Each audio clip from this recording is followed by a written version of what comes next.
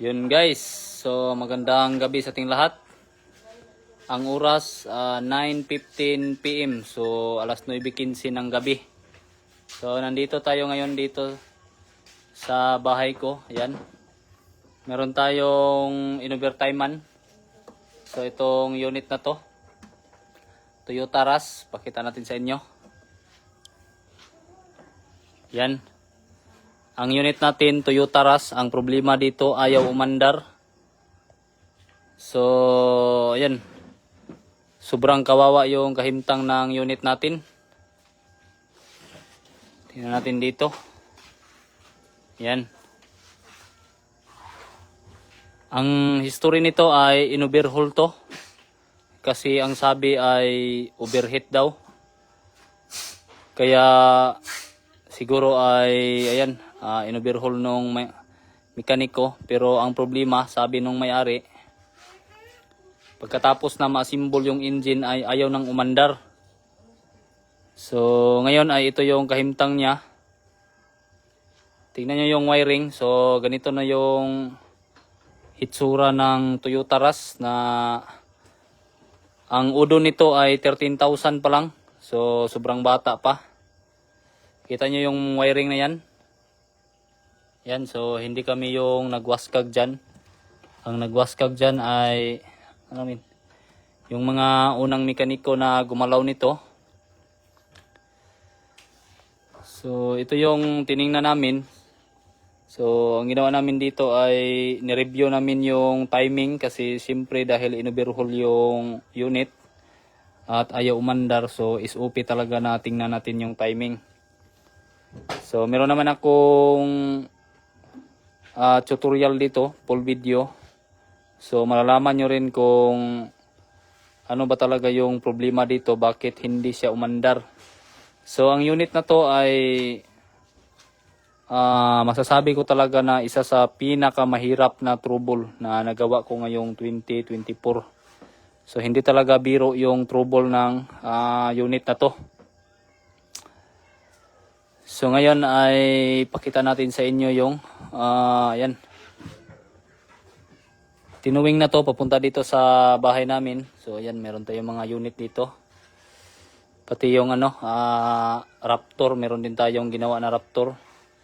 So yan yung transmission niya. Ang problema, ayaw umandar, pero hindi tayo dyan. Dito tayo. So tingnan muna natin.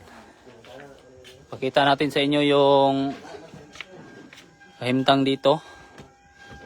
Medyo madilim kasi nga gabi na. Ayan. So kita nyo yung udo.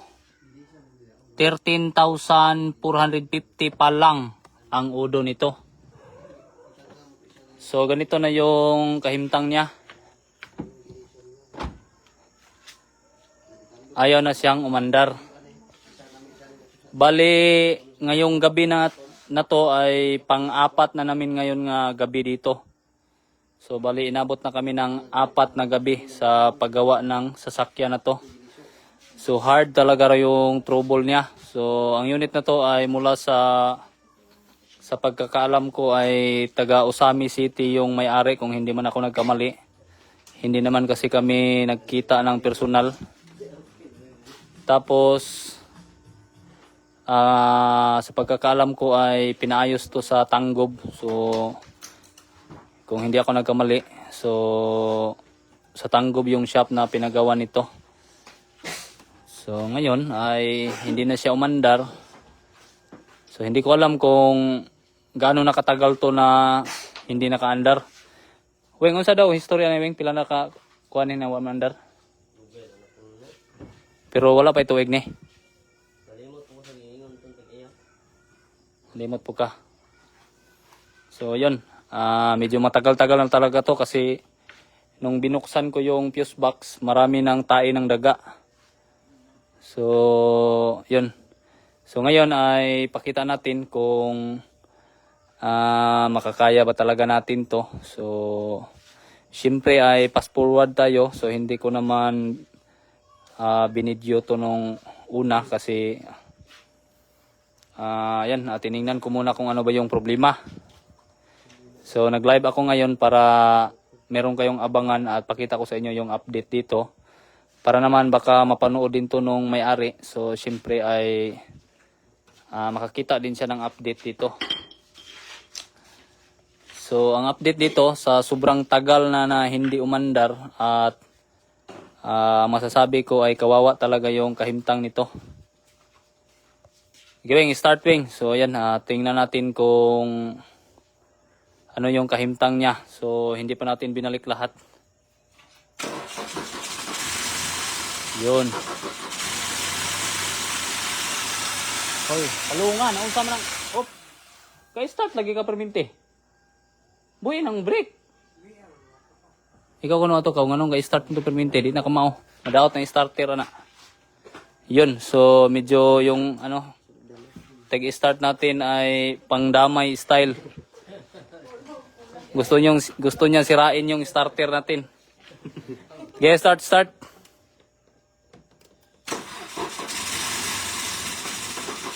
Yun. So, yan na yung kahimtang niya.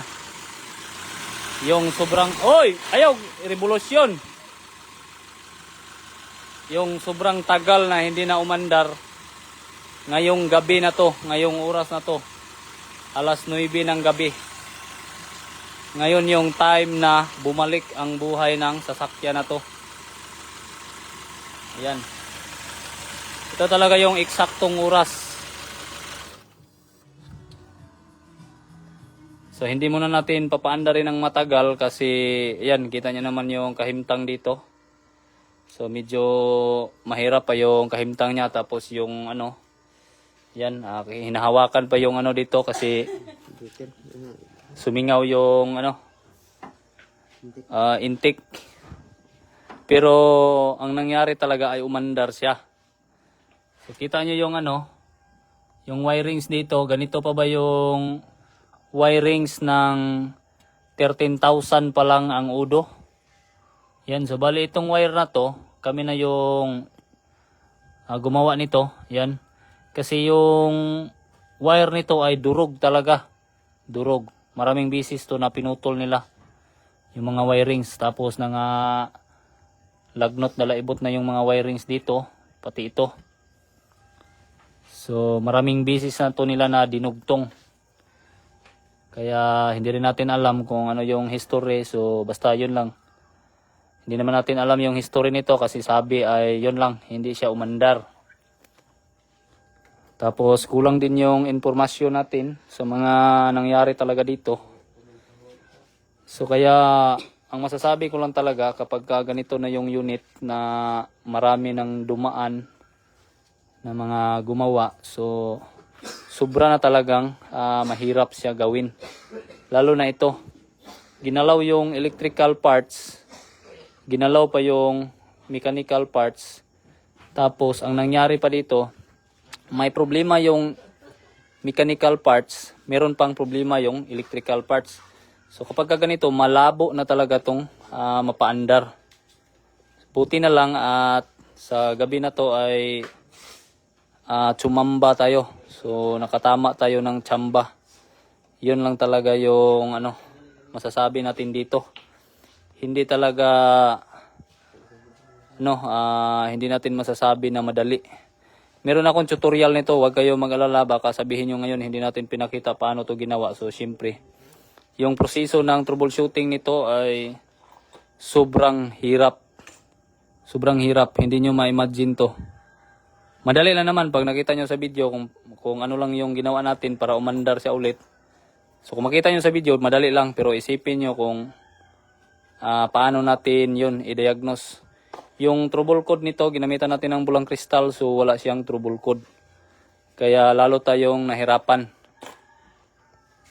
Pero dito naman, yan, yung camshaft sensor, dalawa kasing camshaft sensor nito. So hindi tayo nahirapan dito. Kahit na naputol-putol na yung kasi wirings, kasi naman to. Ayan, umaandar naman talaga to kahit na isang camshaft sensor lang ang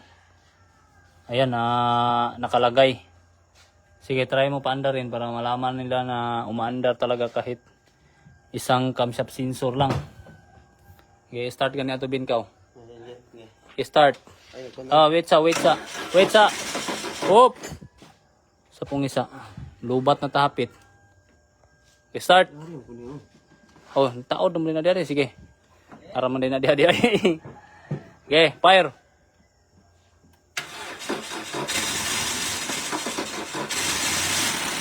Yun. So, umaandar naman siya kahit na hindi nakabit lahat ng wiring ng camshaft sensor. Ang ganitong klaseng sasakyan, umaandar to kahit na isang camshaft sensor lang yung nagfunction. So, kahit alin sa dalawa na yan, umaandar to. Kahit na yung kabila yung tanggalan at ito yung nagfunction. So, kahit na nadurog pa yung wirings dyan, so yun, hindi pa rin tayo nahirapan dyan. Nahirapan kami dito dahil sa loob ng engine. Nang dito talaga sa loob ng engine yung pinaka problema. Gege, palunga kay init na. So dahil sa gabi na kasi ngayon ay hindi na namin naibalik to lahat. Kasi pangalawang gabi na namin, kagabi naman ay umabot na kami dito ng 11 PM. 11 PM kami dito. Nag-overtime kasi mayroon kaming ginawa dito sa loob ng engine. So naka-video naman yon, makikita nyo naman yon sa susunod na content natin. Pero tatapusin ko muna bago ko i-post yung buong video. Dapat ay matest drive ko talaga kung okay na ba. Ayan, so yung team natin dito, yung isa ay ayan, natutulog na dito sa upuan. So yan, ito lang yung team natin. Yung naman, yung Raptor dyan, so basic lang naman yan, binaba lang natin yung transmission. So meron lang tayong parts dyan na inantay. So meron din tayong video dyan. Pero dito lang muna. So yun yung update natin. Dapat talaga once na gumalaw tayo ng engine ng mga sasakyan, yung mga electronics, so mas mabuti na ingat-ingatan din natin yung mga electrical, lahat. Ingatan din natin kasi hindi talaga biro na magsunod ng kalat ng iba. So kapag gaya nito, biruin nyo na 4 na gabi kami nagpupuyat para lang umandar to. Pero hindi naman natin okay lang naman. Pero ang sa atin lang ay ayan, mapapagastos talaga yung may-ari. So gaya na lang nito.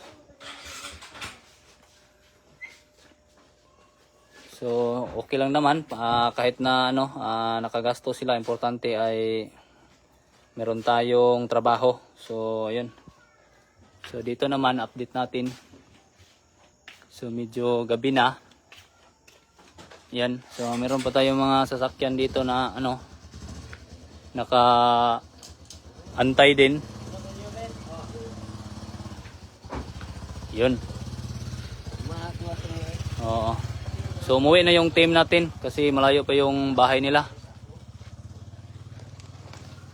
Igulan tayo na nagpaandar dito. Ikaw Ben, muli na ka Ben? Di pa. Oo, sige. Oh. So ito yung update natin dito. Yan, so ganito yung mukha ng nabilar ng kunti. Hindi pa kami nakaligo. Sipiat na. Sige. Okay ra na. So yun, magandang gabi sa ating lahat. So sana ay wala akong masyadong post ngayon. Ngayong week na to, so halos 3 video siguro o 2 video lang yung na-post ko kasi hindi naman kasi talaga ako nagpo-post ng mga yung mga basic na video. So pinipili ko lang yung mga video na pinopost ko para hindi naman hindi boring yung mga content natin kasi boring na nga. Kaya namimili lang tayo ng mga content. So kung gusto ko naman na araw-araw ako makapag-post, pwede naman. Kaso hindi na interesting yung iba. So marami namang naka-vlog din dyan na yung mga basic lang. So hindi na tayo dumagdag pa. So yun, ang gagawin namin dito ay ibabalik namin yung yung mga nandito. Yung battery namin na ginamit naka talaga. Yan, nakabuka lang.